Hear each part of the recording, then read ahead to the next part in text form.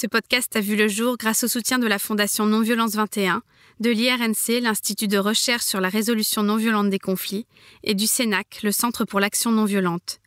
Toutes ces ONG, aux moyens fort modestes, luttent au quotidien pour faire connaître et vivre la non-violence. Je vous invite à les découvrir et à leur donner plus de moyens. Et si vous souhaitez que je poursuive cette mission que je me suis donnée de diffuser la non-violence, vous pouvez aussi y contribuer par vos dons en cliquant sur l'onglet « Soutenir le podcast » sur le site force-nonviolence.fr. Je vous remercie. C'est d'abord une écologie de l'être humain, la non-violence. Ma lutte va être à travers la parole. Si tu mets la graine de violence, tu la retrouveras en face. Ne jamais obéir. Urgence climatique, justice sociale. D'abord dénoncer le système. Mobilisation citoyenne. On ne peut pas être dans la violence et l'humanisme à la fois. Bienvenue dans le podcast « La force de la non-violence ». Parce que la force n'est pas l'apanage de la violence, parce qu'on peut changer cette croyance et toute notre culture. Je suis Célia Grincourt et je vais à la rencontre de personnes qui ont choisi la non-violence et les stratégies d'action qu'elle nous offre pour se faire entendre, révolutionner ce monde ou simplement espérer survivre. Être en colère, c'est la bonne santé, vous savez. Désobéissance civile de masse. Dans le changement politique, on n'a pas le droit de rester amateur. C'est une question de vie ou de mort. Il nous faut des armes d'instruction massive. C'est une lutte. Donc l'empathie est le levain de la non-violence. C'est ça notre espoir. Le droit à la non-violence. Le droit à la non-violence éducative. I still have a dream. Ahimsa. Cela fait plusieurs années que je m'intéresse aux écolieux. Mais avant de me lancer dans ce podcast, je ne connaissais pas les communautés de l'Arche, fondées en 1948 par Lanza del Vasto. Cet écrivain et philosophe, né au début du siècle précédent, a relaté dans son fabuleux ouvrage « Le pèlerinage aux sources » sa vie de disciple chrétien auprès de Gandhi. Il a été objecteur de conscience, milité contre la torture en Algérie et soutenu activement la lutte des paysans du Larzac qu'il a exhorté à l'action non violente avec le succès que l'on connaît à ce mouvement. Décédé il y a 40 ans, Lanza del Vasto laisse ses communautés au monde en héritage. Une sorte de laboratoire de la non-violence et de la décroissance, un retour au travail manuel, à la sobriété et au partage, une vision de ce que pourrait être l'après-effondrement. Logeant et participant au quotidien de la communauté de la Borie-Noble dans l'Hérault, j'ai eu la joie d'interviewer Margaret Hiller, l'actuelle responsable de l'Arche au niveau international qui vit dans la communauté voisine de la Flessière, dont les habitants retrouvent chaque samedi leurs amis de la Borie-Noble pour danser. Après cette rencontre à la mesure de la beauté et de la simplicité de ma semaine passée dans les contreforts du Larzac, je ne peux que vous donner un conseil. Si vous avez besoin d'inspiration pour l'avenir, faites un séjour au sein des communautés de l'Arche. Vous trouverez sans doute celles qui vous appellent sur leur site arche-nonviolence.eu. Margaret Hiller, qu'est-ce que c'est pour vous la non-violence ? C'est un chemin déjà de connaissance de soi. Regarder en face un peu ses propres violences, c'est ce que nous portons en nous, de la soigner éventuellement, de la travailler. Et ensuite, c'est les relations de tous les jours avec les autres, avec la personne que j'ai en face. C'est un chemin quotidien d'écoute et de travail sur cette relation avec l'autre. Pour moi, la non-violence concerne vraiment tous les plans de la vie. Ma relation au vivant, le respect de l'autre, le respect de tout ce qui vit, ma façon de consommer, ma façon d'agir dans la société, ma façon d'être face à l'injustice aussi. C'est une approche très globale, en fait, de la vie. Plus qu'une façon d'agir, c'est une façon d'être. Dans la communauté de l'Arche, je m'engage à m'avancer sur les chemins de la non-violence, force de vie et de vérité qui s'enracinent dans le travail sur soi et la recherche spirituelle et s'expriment dans le service et le partage, le choix d'une vie simple, le respect de tout ce qui vit et l'action pour la justice et la paix par des moyens non violents. Il s'agit de la formule d'engagement à l'Arche, une sorte de serment que prêtent tous les engagés. Alors vous êtes la première personne que j'interviewe qui possède une telle expérience de la vie communautaire et la première que j'interviewe qui participe à l'Arche. En quoi le fait de vivre en communauté enrichit-il votre pratique et votre vision de la non-violence ? Oui, mais juste peut-être une toute petite correction. On ne prête pas un serment. En fait, on se donne une direction de vie. C'est un objectif vers lequel on aspire. C'est important de le voir comme un chemin.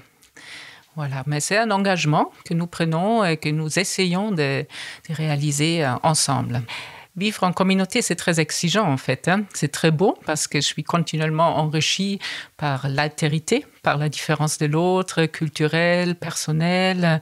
Mais je suis aussi souvent confrontée à l'altérité de l'autre, c'est-à-dire à l'autre qui a une autre façon de voir, qui a ses travers comme moi j'ai mes travers. Et en fait, vivre en communauté, ça me met en face de mes travers aussi. C'est comme un miroir quelque part qui m'est tendu. Du coup, ça demande un travail sur soi. Et nous disons souvent, si on veut vivre en communauté, on doit être prêt à ce travail sur soi. Et ça y est dans notre engagement.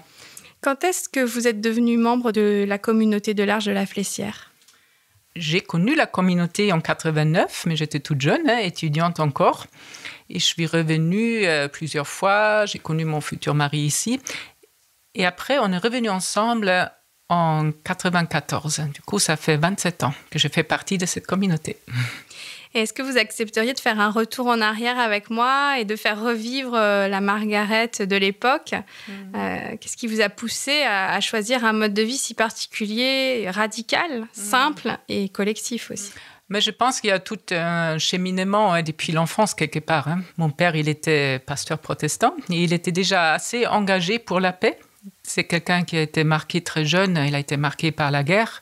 Du coup, il fait partie de cette génération allemande qui se sont dit plus jamais ça et qui sont travaillés activement pour la paix. Et je pense que ça m'a marqué. Après, très jeune également, je me suis engagée un peu pour des mouvements, les commerces équitables. J'étais sensible à l'injustice que je voyais au niveau mondial, les inégalités entre les différents pays, la pauvreté, etc. Et j'ai participé aussi, en étant jeune, à un grand mouvement de paix en Allemagne contre les missiles américains, le Pershing. On a fait des grandes chaînes humaines de 400 000 personnes. Et c'était un événement très fort.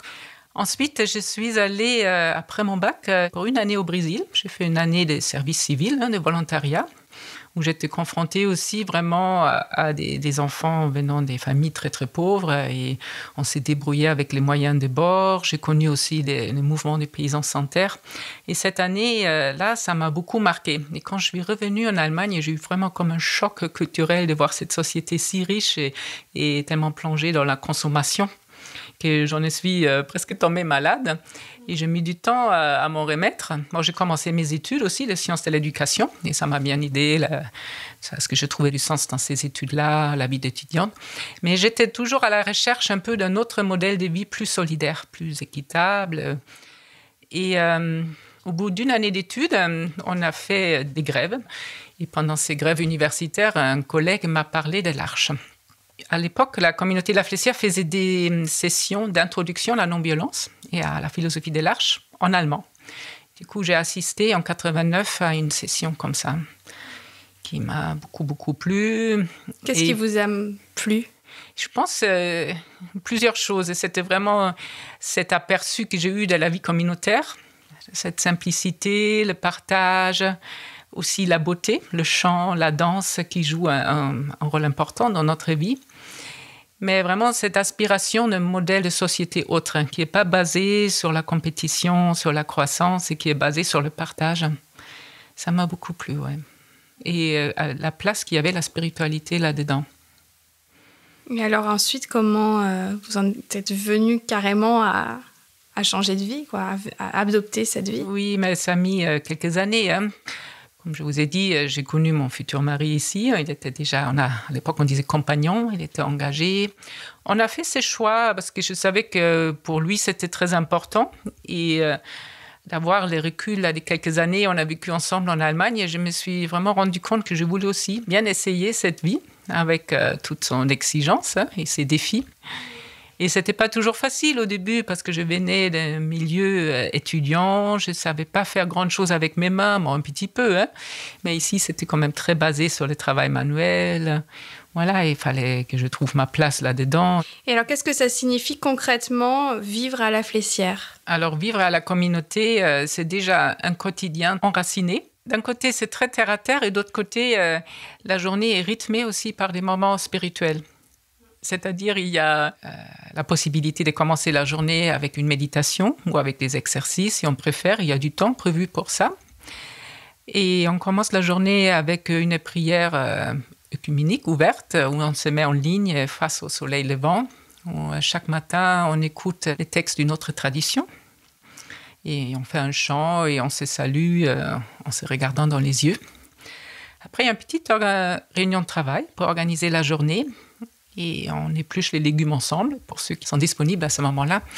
Et après, chacune part dans son secteur de travail. Alors, ça peut être le jardin potager, la ferme, la fromagerie. On a des vaches qu'on traite à la main et on transforme le lait. On fait donc du beurre, de l'atome, du ghee, des yaourts, etc. Il y a un atelier de poterie. Il y a toujours aussi un peu de construction, de l'entretien à faire. J'étais moi-même responsable du jardin potager pendant 15 ans et j'ai beaucoup aimé ce travail. Et ensuite, on se retrouve pour le repas du midi. C'est préparé par une personne et on le partage tous ensemble. Nos repas sont végétariens. Après, dans les familles, parfois, chacun a un peu son régime, mais on y tient que les repas communautaires soient végétariens. Et l'après-midi, ça s'organise un peu comme le matin. Parfois, il y a des activités aussi. Il peut y avoir du chant ou on fait des réunions pour s'organiser, pour s'écouter aussi. Il y a des réunions de formation aussi sur la non-violence. Tout ça, c'est plus dans l'après-midi. Le repas du soir est pris en famille ou comme on veut ou avec les autres. C'est libre, comme le petit déjeuner d'ailleurs. Voilà, il y a quand même une place importante pour les familles, pour les personnes qui ont besoin d'un espace personnel. On essaye de respecter aussi cet espace. Et on termine la journée ensemble avec une prière autour du feu, une prière qui a été écrite par Lanza del Vasto. Il y a aussi de la place pour une expression libre, on peut exprimer sa gratitude pour la journée. Il y a encore un chant et à nouveau, on salue chacune en se regardant dans les yeux et on se dit bonsoir. On termine la journée ensemble. Et est-ce que pour vous, ces rituels ont toujours autant de sens ? Parce que c'est vrai qu'un rituel peut aussi devenir juste une habitude. Comment vous ranimez chaque jour la flamme ? Alors, pour moi, ça a beaucoup de sens d'avoir ces rituels. Après, de temps en temps, je pense que c'est nécessaire de s'asseoir et regarder ensemble, est-ce que cela nous convient encore ou est-ce qu'on veut peut-être changer ? Et c'est vrai aussi, en communauté, on n'a pas toujours les mêmes besoins ou les mêmes approches au niveau spirituel, bien évidemment. Hein. Il y en a qui vont être vraiment contents de répéter les mêmes prières tous les jours et d'autres vont avoir plus besoin de peut-être de changer. Alors on essaie de voir ensemble. Par exemple, on a créé maintenant un espace chaque semaine, le mercredi. On fait un moment de silence et il y a un texte qui est plutôt philosophique ou qui n'appartient pas à une tradition religieuse, proprement dite. On a pris cette décision pour donner de la place pour ceux qui ne se retrouvent pas du tout dans une approche religieuse. Il y a pas mal de personnes qui ont plutôt des expériences difficiles avec la religion. Du coup, on essaie de respecter aussi ces personnes-là en donnant une place plus au silence et à des textes philosophiques. C'est des petites évolutions, mais pour nous, c'était important. Tout est partagé. Comment ça se passe au niveau économique, au niveau de la nourriture ? Alors, notre modèle économique, mais on partage tous les rentrées, on peut dire. Tout le monde travaille pour la communauté. Et même ce que je n'ai pas dit tout à l'heure, j'ai aussi une formation de professeur de yoga. Et je donnais des cours à l'extérieur. J'étais même assez engagée dans le yoga dans les écoles. J'ai réalisé des projets dans les écoles et je suis venue à former des enseignants pour les techniques de yoga à l'école.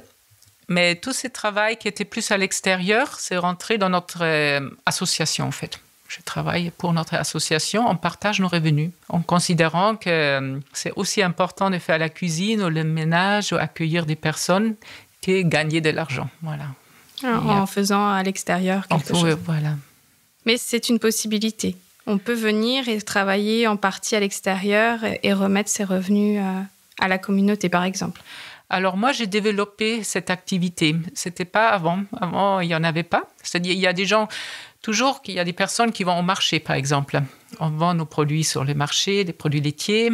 Fernando, le potier, il fait parfois des foires d'artisanat d'art où il est présent dans une boutique. Ça, oui, mais avant moi, il y avait personne qui réalisait des projets comme ça. C'est possible, mais je dirais, c'est peut-être pas facile de commencer comme ça.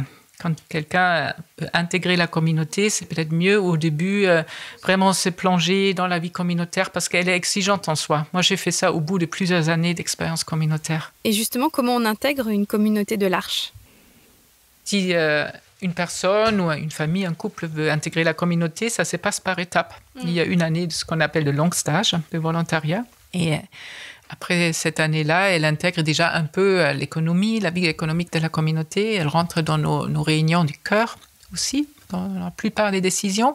Mais c'est encore une phase d'essai pendant 2 ans. On appelle ça un postulat. Et après, on s'engage. Après, on s'engage, oui. Qui décide à l'Arche ? Comment ça se passe, le processus de décision ? Avant, on décidait à l'unanimité à l'Arche. Et c'était vraiment une aspiration très profonde et très noble, décider à l'unanimité. Seulement qu'on s'est rendu compte à un moment donné qu'une seule personne qui a un autre avis, elle peut bloquer tout le monde. Ça peut devenir même la tyrannie d'une seule personne quelque part. Et du coup, on a abandonné cette décision d'unanimité en faveur du consensus. Alors le consensus, il faut que, en fait, chacun puisse vivre avec la décision. C'est ça. Ouais. Donc tant qu'il y a une objection vraiment profonde, ça passe pas. Oui. Et alors quel lien vous faites entre votre passion pour le yoga et votre engagement dans l'Arche ? Oui, moi je vois beaucoup de similitudes justement en ce qui concerne l'enseignement sur la non-violence. L'ahimsa, que Gandhi a repris, et ne pas nuire, vraiment être dans le respect émerveillé de tout ce qui vit, respecter toute vie. C'est une notion qui est très forte aussi dans les yogas. Ça, pas beaucoup de personnes le savent, mais c'est une des attitudes de base dans les yogas, l'ahimsa. Et moi, je vois aussi tout ce travail qu'on fait sur soi en faisant du yoga, justement pour travailler sur ses émotions, les transformer, pour s'apaiser, se recentrer. Pour moi, c'est un outil très puissant qui peut beaucoup m'aider aussi quand je vis des situations difficiles ou je pense même, avant de s'engager dans une action, de refaire des exercices de respiration, se recentrer ou méditer, ça peut être très bénéfique. Et je vois aussi un autre aspect que nous, on le dit toujours en tant que professeur de yoga. Dans les postures, nous essayons d'être à la fois douce et ferme. Et pour moi, c'est la même chose dans la non-violence. Pour moi, il y a cet aspect de douceur qui est plus ahimsa, peut-être, et cet aspect de fermeté, où on dit non à la violence, on dit stop. Pour moi, les deux sont importants. Ça me fait penser à un poème de Lanza del Vasto que vous m'avez envoyé, des noces de l'eau et du feu. La vie est une douce brûlure. Au commencement des temps, le feu rencontra l'eau, son ennemie, et il s'unit d'amour avec elle en secret.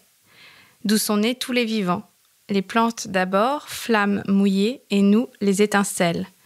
Sève et sang sont eau qui flambe et feu qui coule. Feu sage, tempéré d'eau qui ne consume pas ce qu'il a pris, mais le compose. Feu qui jouit et se recueille, feu qui pense. Oui, la vie est une douce brûlure.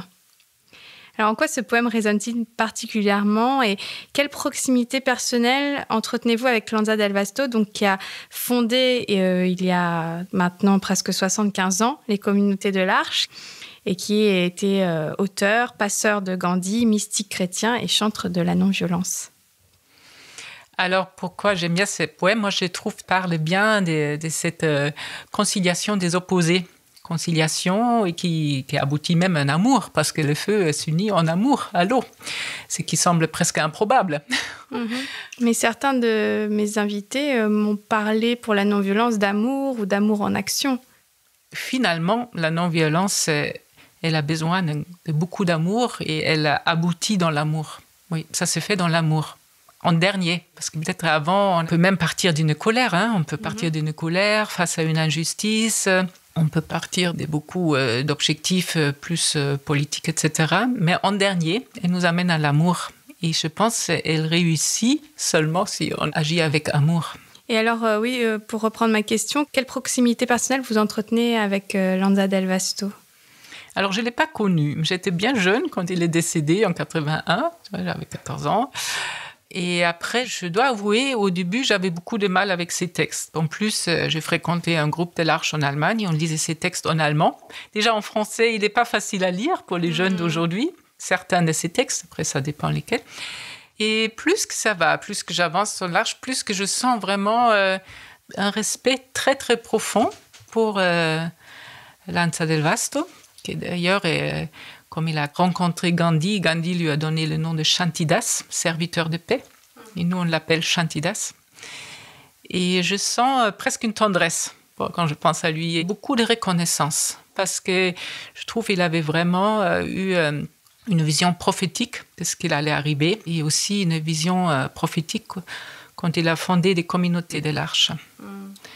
Après, je suis assez sereine parce qu'il y a eu des moments à l'Arche où on avait besoin de prendre un peu de recul, quelque part se confronter au Père. C'était nécessaire parce qu'aujourd'hui, certains de ces textes, il faut les remettre dans le contexte historique. Ils sont très imprégnés par le catholicisme, par son époque. Mais l'essence de son message, je trouve toujours très porteuse et j'ai beaucoup de gratitude pour son héritage. Alors, vous avez eu des enfants qui ont grandi à La Flessière. Comment avez-vous pu concilier cette vie qui peut paraître un peu monacale avec l'accompagnement de vos enfants vers leur vie d'adulte? Oui, c'est marrant. Parfois, on nous donne ce retour. Est-ce que ce n'était pas une vie assez monacale? Mais moi, je ne l'ai pas du tout vécu comme ça. Ça, ce n'est pas mon vécu.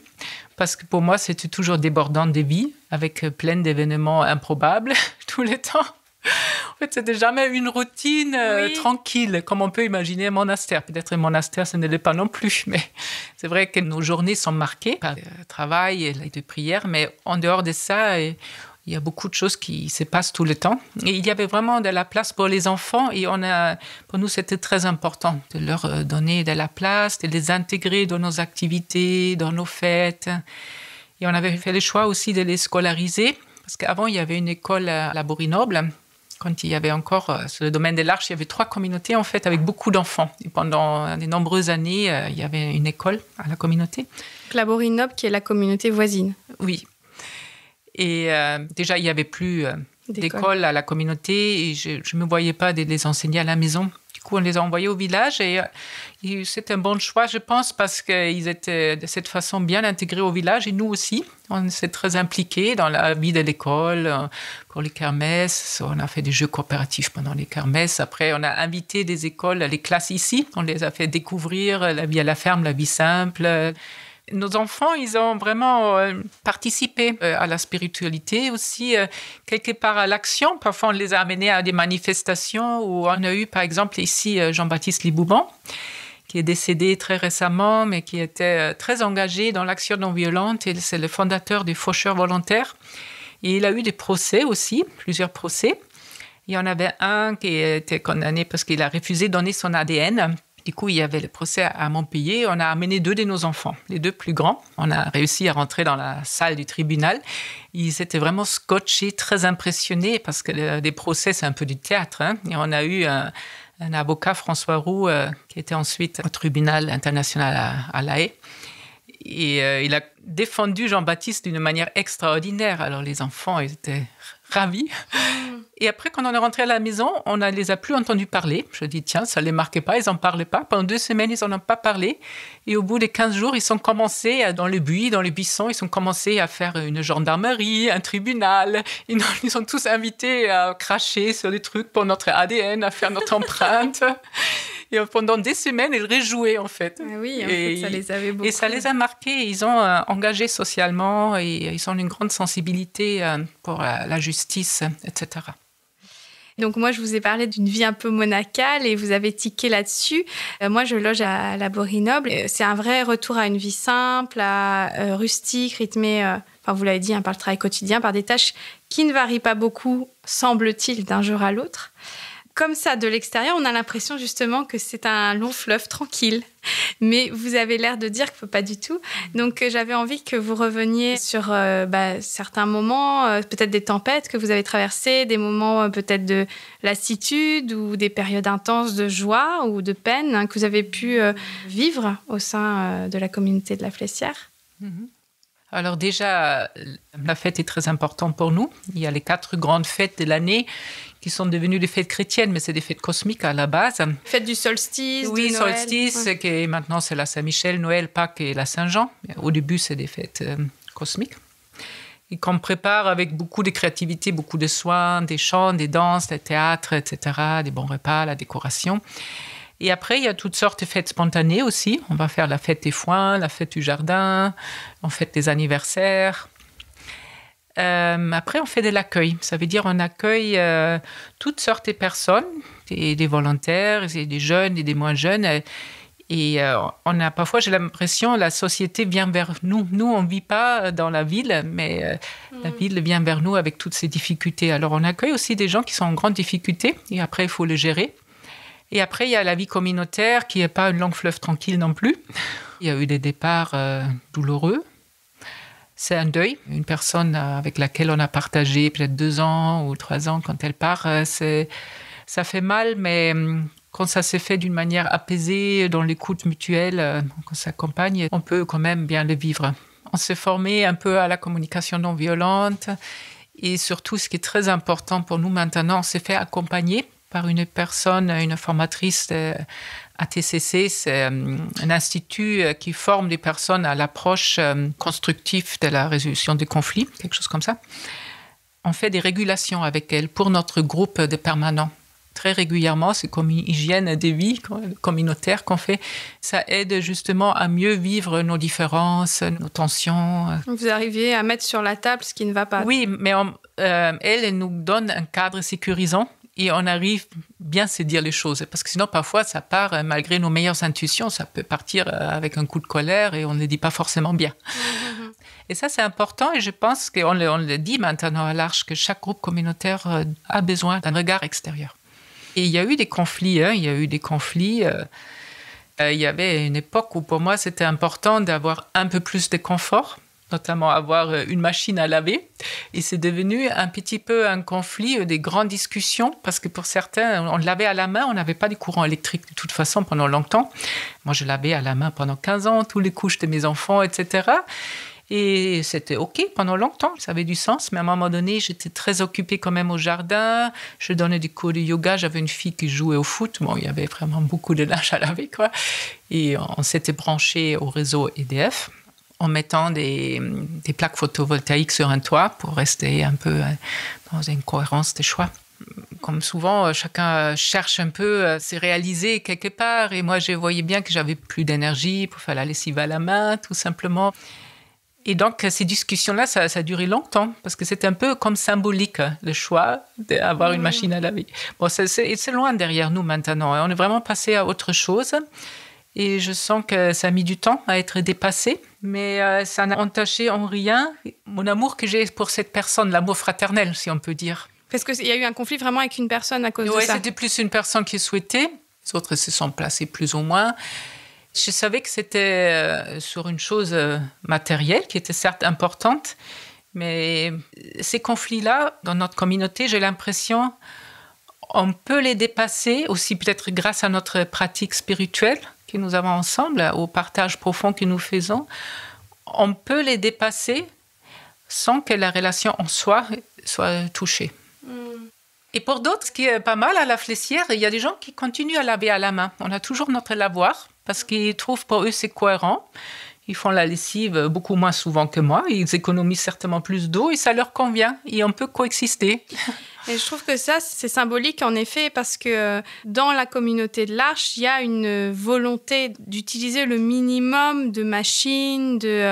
Ça me fait même penser à un texte de Lanza del Vasto dans Le pèlerinage aux sources sur la machine. Vous voulez bien que je le lise ? Oui, je veux bien. La machine enchaîne, la main délivre. La machine a gagné l'homme. L'homme s'est fait machine, fonctionne et ne vit plus. Ses gestes, ses désirs, ses peurs se mécanisent. Ses amours et ses haines, ses goûts et ses opinions, l'éducation des enfants, l'activité productrice, le sport et les divertissements, l'application des lois, l'armée, tout commence à tendre à l'inhumaine perfection de la machine. Quand vous aurez fait l'État une machine, comment empêcherez-vous un fou quelconque de s'emparer du guidon et de pousser la machine au précipice ? Quand vous aurez fait l'État une machine, il faudra que vous lui serviez vous-même de charbon. Quelle serait la réponse de l'Arche face à la prolifération et la prééminence technologique actuelle ? On pense souvent aujourd'hui que Lanza a vraiment été prophétique. On sait ce qu'il a vu arriver, parce qu'il a vu ça arriver quand même pendant les années 50, où la France s'est engagée dans les 30 glorieuses. Voilà, tout le monde croyait à fond dans le progrès technique, technologique, la croissance économique. Il y avait peu de personnes qui osaient mettre un doute. Et lui, il voyait venir qu'on allait droit dans le mur. Et si on regarde l'état actuel de notre monde, on est allé droit dans le mur. Pour cette adoration de la technique et de la croissance, sans limite et sans conscience, sans responsabilité.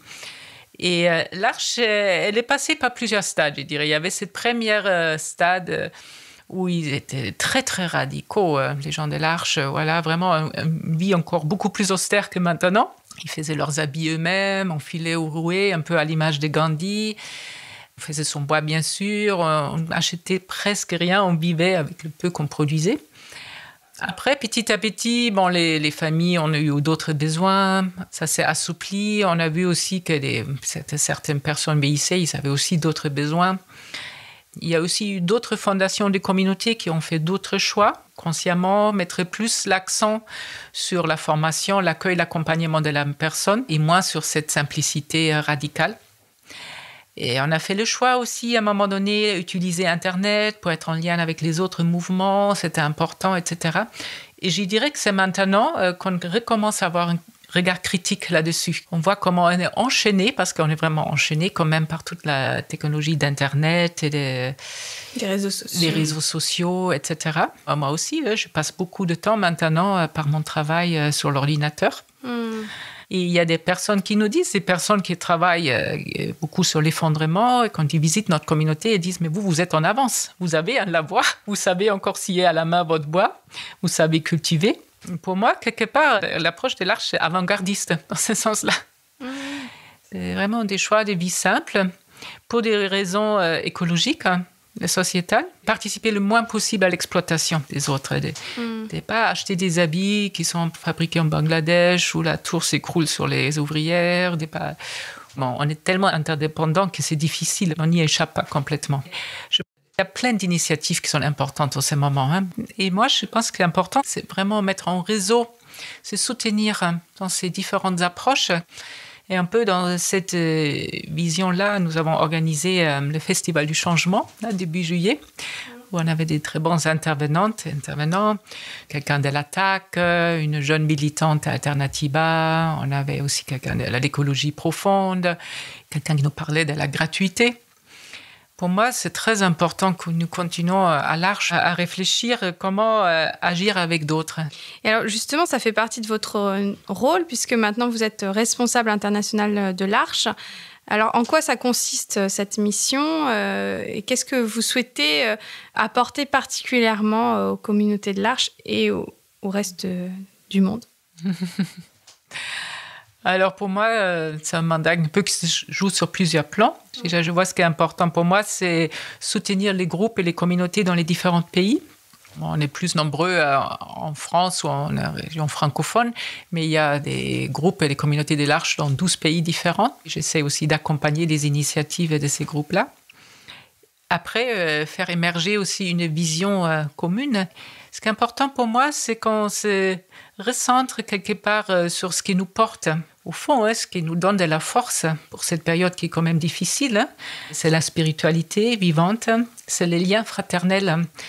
Continuer à apporter l'expérience de l'Arche et un peu les visions de l'Arche au monde.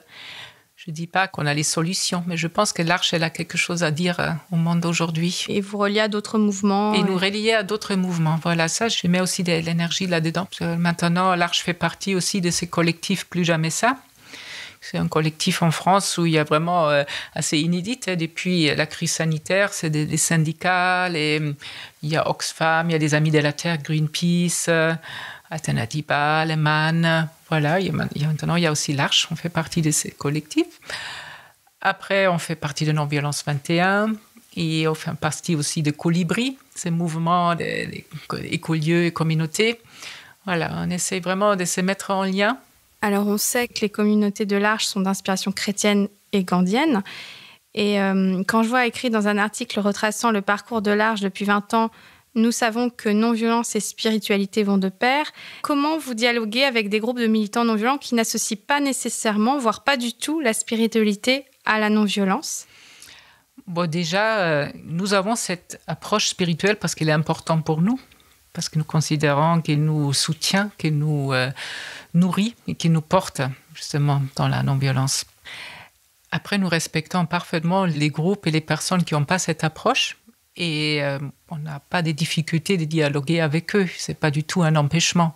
Ce qu'on a remarqué, souvent les gens, ils ne se disent pas du tout spirituels, mais au fond, ils sont tellement respectueux envers l'autre, envers envers la vie avec un grand V, qu'on se retrouve parfaitement. C'est peut-être un peu particulier en France, si je peux faire cette petite parenthèse, que c'est une société très laïque, où même le mot spirituel peut heurter. Dans d'autres pays, dans d'autres cultures, ce n'est pas du tout le cas. C'est un peu une spécialité française. J'ai remarqué ça en tant qu'Allemande. Mais est-ce que vous pensez qu'on peut prôner la non-violence sans passer par un changement personnel ? Alors, je pense que c'est difficile. Parce que les changements personnels, Lanza, il a parlé à une époque où on n'avait pas beaucoup d'approches psychologiques. Mais aujourd'hui, on sait que nos blessures intérieures peuvent générer beaucoup de violence en nous. Et c'est un piège. Si on ne regarde pas son histoire ou ses blessures, ça peut se retourner contre nous. Déjà dans la vie en communauté ou en groupe, en couple aussi, mais aussi dans une action non violente. C'est important de se regarder soi-même et de les travailler avec différents outils. Et ça, c'est aussi une question que j'avais, il doit y avoir toutes sortes de façons de venir à l'Arche, mais est-ce que pour certaines personnes, ça ne peut pas être une fuite aussi, ou un refuge quand la vie a été trop dure, et est-ce que dans ces cas-là, c'est possible ? Est-ce qu'on peut fuir en fait à l'Arche ? Oui, ça marche un certain temps, mais après, ça se retourne contre soi. Après, ça éclate à la lumière du jour. De toute façon, ces problèmes, on les emporte avec soi dans son sac à dos, où qu'on aille, je dirais. Du coup, ça ne marche pas.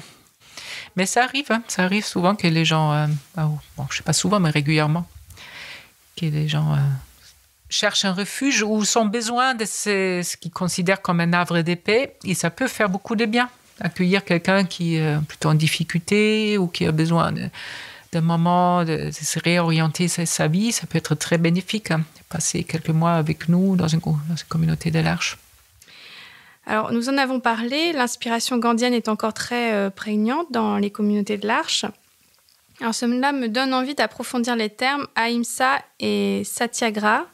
Vous avez un peu parlé déjà d'Ahimsa, qui sont les deux volets gandhiens de la non-violence. L'Ahimsa, j'aime beaucoup cette citation que vous m'avez envoyée de Gandhi. L'Ahimsa n'est pas la chose simple et grossière qu'on a dépeinte. Ne faire de mal à aucun être vivant est sans doute une partie de l'Ahimsa, mais ce n'est que le plus petit aspect. Le principe de l'Ahimsa est enfreint par toute pensée mauvaise, par toute hâte justifiée, par le mensonge, la haine, le fait de souhaiter du mal à quiconque. On le viole également lorsque l'on retient pour soi ce dont le monde a besoin. Très exigeant. Oui, très exigeant. C'est une aspiration profonde. C'est le fruit d'une transformation intérieure qui est toujours en cours. Je ne pense pas qu'on va arriver durant notre vie de dire « ça y est, j'y suis ». Voilà, c'est une aspiration. D'ailleurs, pour la petite anecdote, les gens des villages d'alentour nous appellent les non-violents. Les non-violents sur la montagne. Et on n'arrête pas de leur dire, à un moment donné, on ne leur dit plus, mais on n'est pas non-violents. C'est des directions qu'on se donne. Oui. Mais on est loin d'être là. Pour ce qu'on appelle le Satyagraha, donc c'est la force de la vérité, il y a une interview de Lanza Del Vasto qui m'a semblé assez parlante, où il dit « La trame de l'action non violente, c'est arriver à ce que l'homme se juge lui-même et s'arrête par lui-même. Ce n'est pas toi qui le force, c'est la vérité qui le force. Quand je dis 2 et 2 font 4, c'est une affirmation d'une extrême force, car elle ne dépend pas de ma bonne ou mauvaise volonté, de mes intérêts ou de mes passions. Si je peux arriver à reprendre une parole de l'adversaire où il a dit lui-même la vérité, cela peut être d'une grande force. » Alors, j'ai trouvé que c'était extraordinaire par rapport au moment présent, cette citation, parce que j'ai l'impression qu'on vit dans un tel mensonge actuellement, on ne sait plus ce qu'est la vérité. Où est la vérité ? Comment démêler la situation de confusion dans laquelle s'est embourbée notre société ? Et comment, du coup, agir pour lutter contre le mensonge et l'injustice ? En fait, Lanza Del Vasto, elle disait dans un autre moment que le Satyagraha, en fait, c'est le combat, la lutte contre l'injustice, contre le mensonge et l'abus. Et pour moi, c'est un aspect très important. On ne peut pas passer à côté d'écouter sa voix intérieure profonde. Et ça, c'est vrai que ça ne se discute pas, quelque part. Mais quand je sens très profondément, mais nous sommes dans le mensonge, nous sommes dans un abus, et c'est une situation qui est injuste, je dois me révolter contre cette injustice, contre ce mensonge, contre cet abus. Oui, mais ça, c'est votre sentiment. C'est pas 2 et 2 font 4. Vous voyez ce que je veux dire ? Personne ne peut, en théorie, remettre en question 2 et 2 font 4. Par contre, votre vérité, même si vous sentez que c'est juste, vous allez agir selon votre vérité. Et ça, déjà, il faut beaucoup de courage.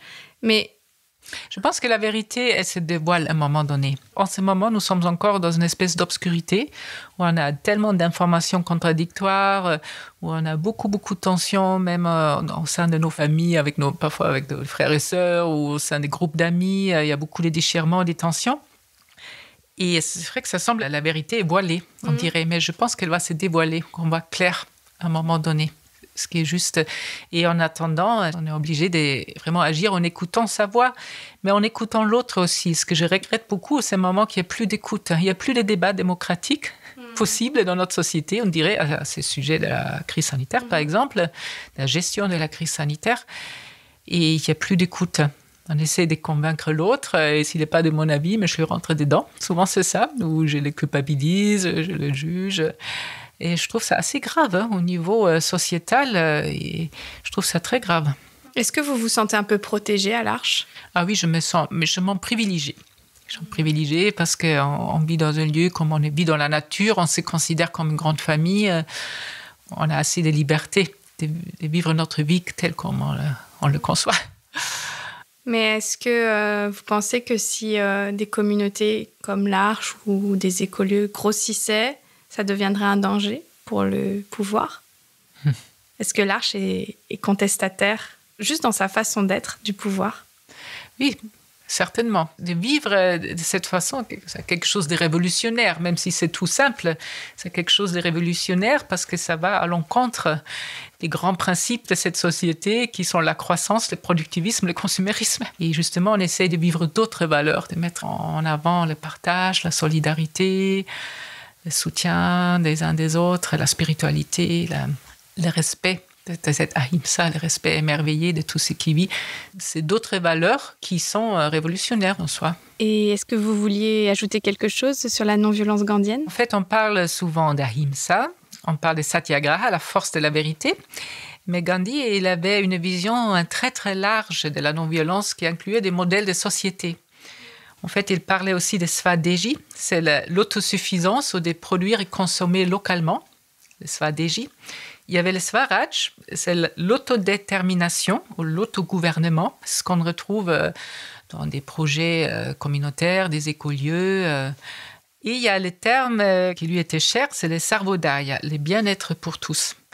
Pour moi, ces trois aspects sont complémentaires à cet aspect de Ahimsa Satyagraha. C'est vraiment, ça touche plus le vivre ensemble, le produire, consommer localement, l'autogouvernance, ça résonne avec gouvernance partagée et le bien-être de tous.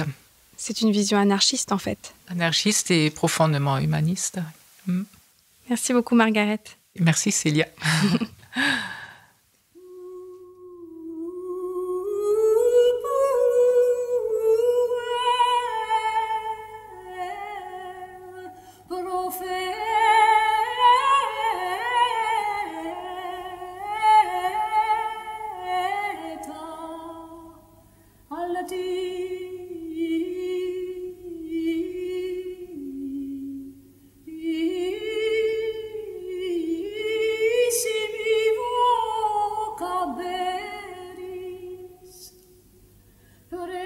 Si vous avez apprécié ce moment passé ensemble, commentez-le, partagez-le, mettez beaucoup d'étoiles.